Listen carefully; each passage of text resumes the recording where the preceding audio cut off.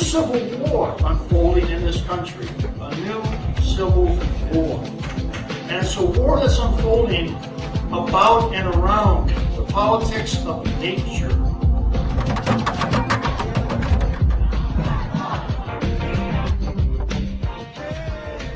And on one side, there are people who are exploiting the earth and who are destroying the lives of animals by the billions.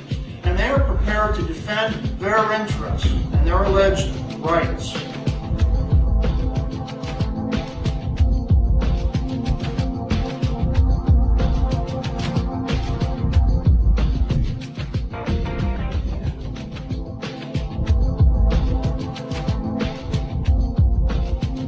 On the other side, are people like us and our military. People who are ready to escalate the struggle to whatever extent is necessary. And when there is a war, as a war is brewing now in the politics of nature, that means the gloves are coming off.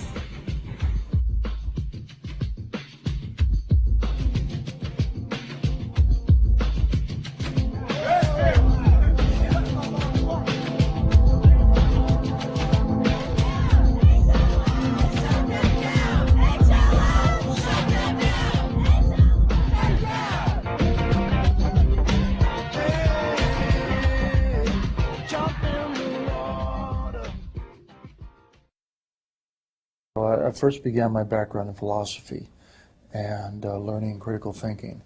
And as I was learning critical thinking, it was not very well reflected in my daily habits of life, which meant that I lived the SAD diet, the standard American diet. And my early college career, I consumed a lot of meat and dairy products, in addition to alcohol and other essentials in the college diet. So I had an awakening one day that came out of the blue like a thunderbolt as I was sitting in a White Castle fast food hamburger restaurant in Chicago, 2:30 in the morning, and I, for some reason, ordered a double cheeseburger.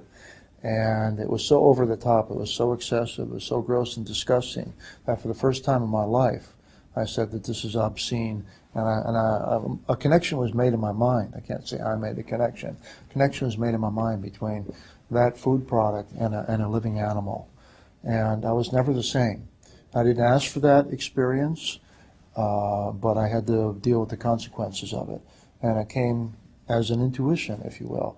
I read nothing, I heard nothing, I didn't meet anybody. It was just my own conscience starting to work in a very belated way. So I became a vegetarian shortly thereafter that. And I was a human rights activist. I became politically involved over issues relating to South America and Central America in the early 1980s. And around 1985 or so, I read Peter Singer's book, Animal Liberation, and has happened to millions of people. That book just dropped the scales from my eyes, and I realized that there was an enormous world of suffering that was closed to my eyes, and that this suffering was, to me, immediately of greater moral consequence than human suffering, because it was greater in number, it was greater in intensity, and this suffering class, the animal species, I had no voice to speak for themselves. So I decided that since they suffered the most and they were the most defenseless, that I would reconceive all of my activist politics for the animals. And I started teaching animal rights issues, and I started becoming an animal rights activist. The teaching is an interesting mode of doing animal rights activism, and it is the most revolutionary thing that I do as a college professor. I teach a lot of things at the university. I teach Marxism, anarchism, feminism, postmodernism, all of the radical philosophies of the day. But none of these philosophies are radical in the sense that animal rights is. You might call them extremists, the ALF and the ELF, because they're taking extreme actions to stop an extreme form of destruction of life and of the earth. But really, I think we ought to call them for what they are. They're the new form of freedom fighters, the representatives of the marvelous new militancy. Certainly the ALF and the ELF are controversial. Yes, they have their detractors. Many of you may be among them. And that's okay, because I don't claim to have all the answers on this issue. This is a very controversial issue, the use of paralegal tactics in the movement. And so the detractors of the ALF or the ELF will say that they do more harm than good. They'll say that they impair the legitimacy of the movement. And they'll call them extremists, and they'll call them violent. And even people within the movement, of course, will say these kinds of things, as people outside the movement do. Their defenders, however, point to their success. They point to the importance of property destruction and paralegal methods in all liberation movements. And they say that they need to be one part of the struggle that we're currently waging today. Now, if you have a problem with property destruction, folks, you have a problem with the U.S. Revolution. You have a problem with the best democratic system that modern industrial democracies have created. If you have a problem with property destruction, you have a problem with the Boston Tea Party. Because this system was founded upon property destruction. So there is arguably an ethical purpose or defense to be given for these kinds of tactics. But you know what? It doesn't matter what I think about this. It doesn't matter what you think about this, because it's going to continue. It's going to continue unfolding. And as it unfolds, the ALF and the ELF are redefining the political landscape, and like it or not, the government has declared war on them, and now the entire movement is caught up in this struggle. The entire movement is now in the spotlight of the state. Rainforest destruction. We live in a world of overpopulation. We live in a world of species extinction.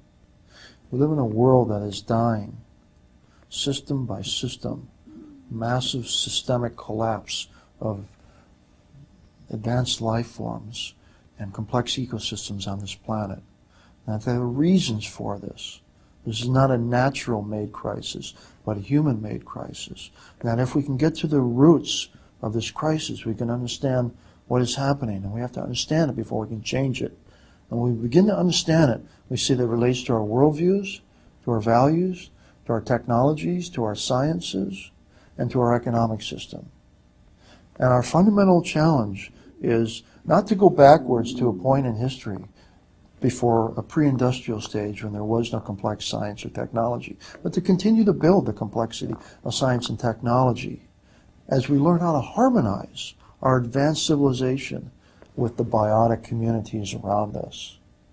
And to realize that the true community that we live in is not one state, is not one's country, is not planet Earth or the human race. I'm sick of hearing that we all belong to one race, the human race. It's so pathetically inadequate to understand our fundamental connections on this planet.